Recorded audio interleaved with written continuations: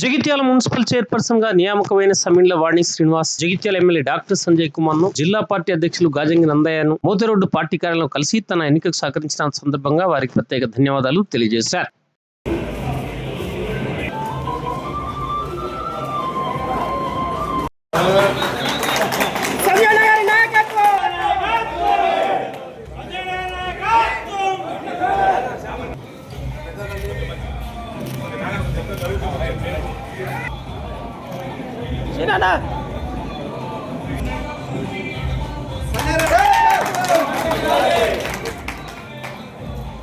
సరే